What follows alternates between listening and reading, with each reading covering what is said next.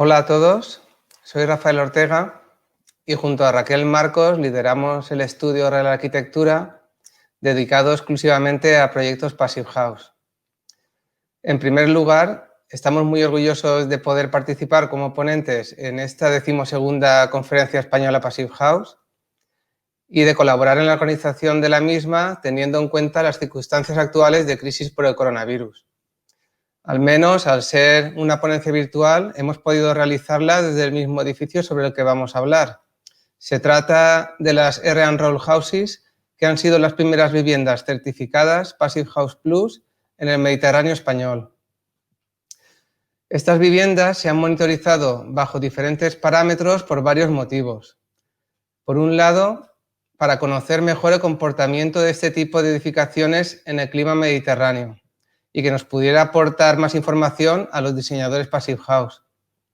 También para contrastar además las previsiones realizadas con la herramienta PHPP y por último para cuantificar la totalidad de posibilidades y beneficios y poder convencer así a los escépticos. Así que sin más preámbulos os vamos a presentar el proyecto. Las casas están ubicadas al norte de la ciudad de Valencia, en la localidad de Rafelbunyol, a unos 6 kilómetros de la playa y a una altitud de 21 metros sobre el nivel del mar. La zona presenta un clima típicamente mediterráneo, con inviernos suaves, veranos cálidos y lluvias concentradas en primavera y otoño. Hay que reseñar que la humedad relativa durante todo el año es bastante elevada, por lo que es necesario que la controlemos dentro de las viviendas para mantener las condiciones de confort adecuadas. Los vientos predominantes son de intensidad media y vienen del sureste, en dirección del mar, lo que nos ayuda a bajar la temperatura en las noches de verano. De esta manera, se han utilizado medidas pasivas en el diseño de proyecto que favorecen la ventilación cruzada en las estancias principales en esta dirección. Como podemos ver, el análisis de la temperatura media anual de la zona de Valencia durante la última década muestra un incremento de 0,7 grados con respecto a décadas anteriores y estos datos son peores que los observados a nivel mundial, lo cual nos indica que en el Mediterráneo las medidas pasivas del estándar deben tener en cuenta aún más este aspecto dentro del contexto global de cambio climático. Las R&Roll Houses son dos viviendas unifamiliares iguales, entre medianeras, volcadas a un patio exterior orientado al este, que se disfruta la totalidad del año. Las viviendas están distribuidas con la zona de día en planta baja, con el estar y la cocina volcadas al patio, con un pequeño aseo y el garaje fuera de la envolvente térmica. Y la zona de noche se encuentra en el primer piso con 4 dormitorios y 2 baños completos. En la planta superior hay un estudio y una estancia para las instalaciones propias de un edificio Passive House. Las ventanas de las viviendas son grandes, especialmente en la orientación sureste, para aprovechar al máximo la energía solar en los meses más fríos. Por eso, en verano es indispensable protegerse del sobrecalentamiento. Para ello decidimos unificar todas las protecciones solares colocando persianas con control domótico en todas las orientaciones. Ya en cuanto a las características Passive House del edificio, la envolvente térmica se ha ejecutado con un sistema SATE de lana de roca de 120 milímetros. Las ventanas son de aluminio sobre premarcos de conglomerado de madera con triple acristalamiento. Todas las ventanas tienen protecciones solares, como hemos comentado, domotizadas para evitar que las viviendas se sobrecalienten en verano. Para la hermeticidad utilizamos lámina de vapor y enlucido de yeso. Y respecto a las instalaciones, las viviendas cuentan con un sistema de ventilación mecánica con recuperación de calor y con certificado Passive House. Se ha instalado también una bomba de calor aerotérmica para la calefacción, refrigeración y agua caliente sanitaria. Las viviendas, a su vez, reciben la energía que necesitan de la instalación fotovoltaica que hemos ubicado en la cubierta, convertido de los excedentes a la red eléctrica. Además de las instalaciones Passive House, se ha minimizado el consumo de otro recurso escaso en la zona, como es el agua. Y se han equipado las viviendas con un sistema de recuperación de aguas grises, con griferías de muy bajo consumo y con un sistema de recirculación instantánea de agua caliente sanitaria en cada punto de demanda. Y también se ha efectuado un diseño libre de campos electromagnéticos en las estancias principales. Aquí podemos ver los datos más importantes de la certificación. Vemos que tenemos datos similares de demanda de refrigeración y de calefacción, con valores alrededor de los 10,5 kilovatios hora metro cuadrado año. Y comentar también que se realizó una certificación global de las dos viviendas con una envolvente térmica y dos envolventes herméticas. En cuanto a la metodología utilizada, todos los parámetros relevantes se han monitorizado para cuantificar los beneficios de la vivienda. La cuantificación de la temperatura, de la humedad relativa y los niveles de CO2 nos han ayudado a analizar el confort y nos han permitido validar la idoneidad de los edificios Passive House también en el clima mediterráneo. Pero además hemos analizado otros parámetros. Por un lado, parámetros relacionados con la salud, como son la medición de niveles de formaldehídos, de COPS, de campos electromagnéticos y de radiación. Y por otro lado, parámetros relacionados con la sostenibilidad. Hemos analizado todo el consumo necesario para el funcionamiento de las viviendas, no solo el relacionado con el acondicionamiento del aire interior y de producción de agua caliente sanitaria. La energía eléctrica generada por la instalación solar fotovoltaica también ha sido monitorizada. Y por último, también hemos medido la cantidad de agua ahorrada gracias a las medidas implementadas. La monitorización más exhaustiva se ha realizado en una de las viviendas y los datos que vamos a mostrar se refieren a ella. Pero, sin embargo, para verificar ciertos aspectos, también hemos realizado mediciones específicas en la otra vivienda y poder así obtener datos concluyentes, debido a que son dos viviendas iguales bajo las mismas condiciones climáticas. La monitorización se llevó a cabo en el periodo de agosto de 2019 a julio de 2020. Para el estudio del confort y los parámetros de salud, las mediciones se han llevado a cabo en el salón y en las habitaciones principales, y para ello se han instalado sensores para la medición de confort y de los parámetros de consumo energéticos. El primer gráfico relacionado con el confort nos muestra los valores de temperatura interior y exterior del año pasado. Hemos verificado que las condiciones de confort se mantienen constantes durante todo el año, con temperaturas interiores alrededor de 20 grados en invierno y de 25 grados en verano.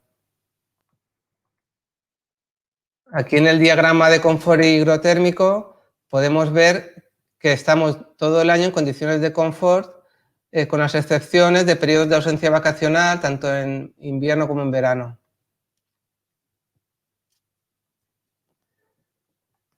Este gráfico nos muestra los valores de humedad relativa interior y exterior de todo el año. Podemos ver que la humedad relativa se mantiene entre el 40 y el 70% en el interior. Es importante que reseñemos que en las condiciones de humedad donde están ubicadas las viviendas, cercanas al mar y típicas de clima mediterráneo, la regulación de la humedad que ha llevado a cabo el intercambiador entálpico ha demostrado ser suficiente para mantener los niveles de humedad relativa en valores óptimos durante todo el año.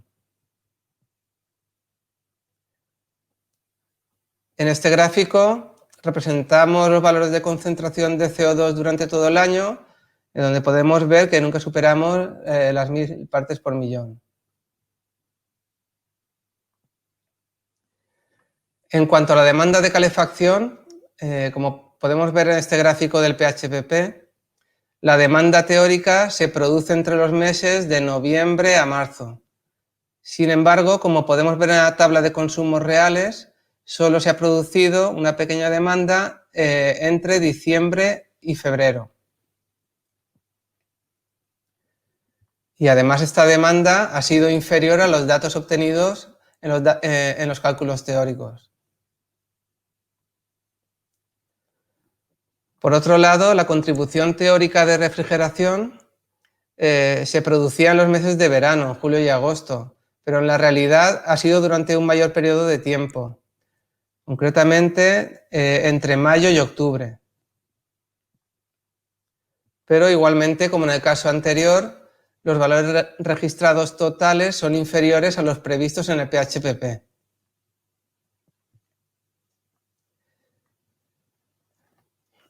Así, los datos obtenidos de la monitorización durante el primer año de uso se han comparado con los datos obtenidos de los cálculos teóricos, verificando de esta manera que la demanda real de calefacción ha sido un 82% inferior a los datos calculados con la herramienta PHPP. También podemos ver que durante el año pasado se han incrementado las temperaturas en los meses de invierno como consecuencia del cambio climático global, y como se puede ver, los valores de este año en color negro son mayores que los considerados en el cálculo teórico que vemos en color rojo.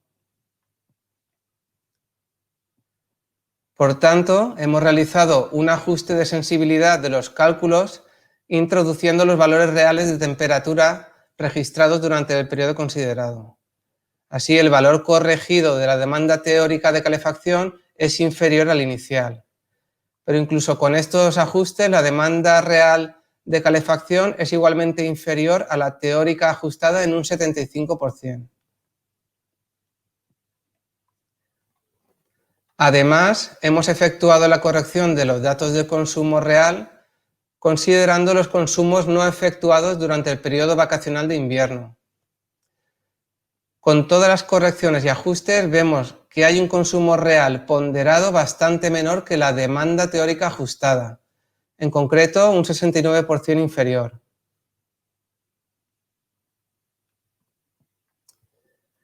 Y en cuanto a la demanda de refrigeración, hemos verificado que el consumo real ha sido un 52% inferior a la demanda teórica.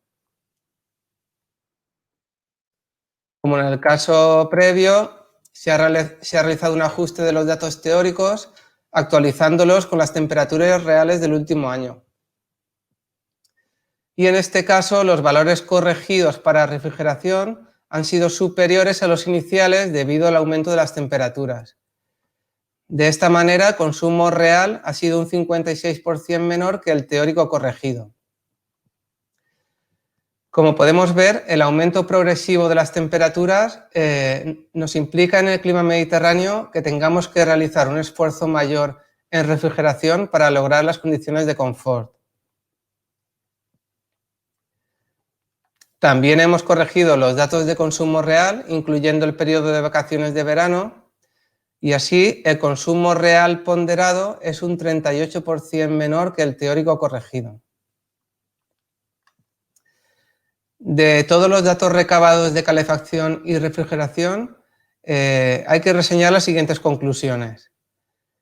Por un lado, hemos comprobado que el PHPP es una herramienta de cálculo de confianza con márgenes de seguridad que nos permiten diseñar edificios pasivos con la certeza de que estos van a funcionar.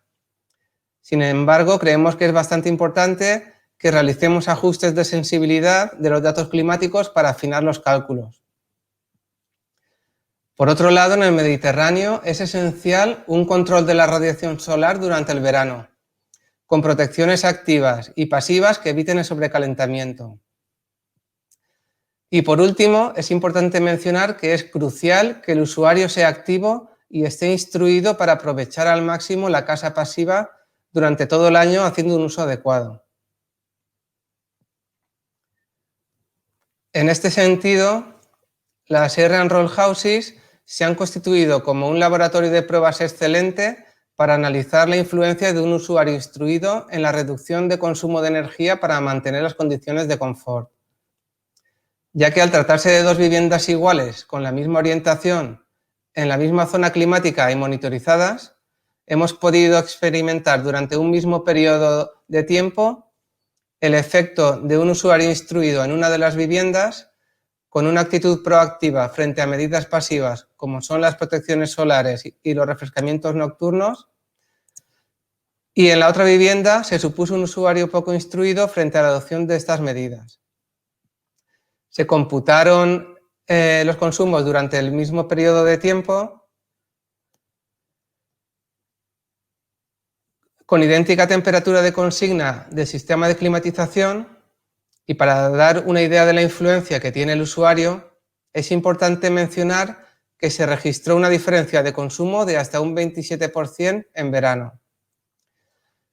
Por tanto, se ha demostrado que es vital que hagamos esfuerzos también en instruir a los futuros usuarios de nuestros edificios, para que puedan aprovechar todas las medidas pasivas a su alcance y evitemos funcionamientos indeseados que conlleven críticas improcedentes. Así que podremos aprovechar al máximo los edificios pasivos siempre con usuarios activos. Este gráfico muestra el consumo eléctrico total anual de la vivienda. Y también la energía eléctrica generada por la instalación fotovoltaica durante el primer año de uso ha sido superior a los valores obtenidos en los cálculos. Como podemos ver, con el uso de energía solar, las emisiones de CO2 han sido reducidas considerablemente y lo que es más, es que convierte a la vivienda en una casa pasiva positiva, que produce más energía que la que necesita durante el año. Por último, solo dar unas pinceladas de otros parámetros que se han monitorizado.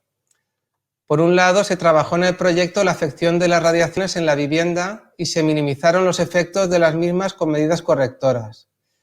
Se hicieron mediciones previas y mediciones finales, y siempre tenemos valores inferiores a los límites recomendables. Respecto a la calidad del aire interior, también se trabajó la elección de materiales naturales con bajo nivel de toxicidad y se constata en las mediciones que el nivel de formaldehídos y COFs es reducido.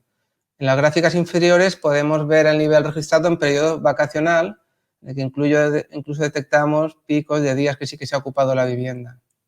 Y es importante reseñar que el uso de geles hidroalcohólicos y de productos desinfectantes en la época en que nos encontramos hacen que la concentración de formaldehídos y COFs aumente muy rápidamente y a niveles muy elevados, por lo que es vital el efecto de la ventilación mecánica que hace que estos niveles vuelvan a descender con la misma rapidez.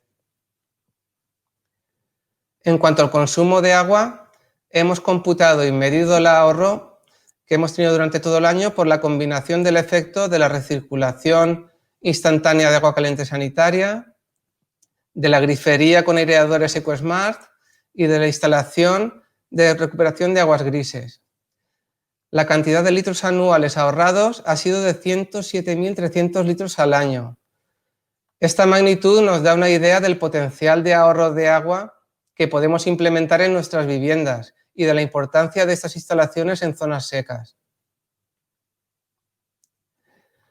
Así que en este proyecto hemos mostrado que el concepto Passive House es aplicable con todas sus ventajas al clima mediterráneo y demostrando además que el funcionamiento real de la casa con usuarios instruidos mejora las previsiones de los cálculos de la herramienta PHPP, bajando consumos y manteniendo condiciones confortables. Y ya con esto concluyo mi presentación, así que muchas gracias por vuestra atención y ahora será un placer contestar a las preguntas que os puedan surgir. Hasta luego.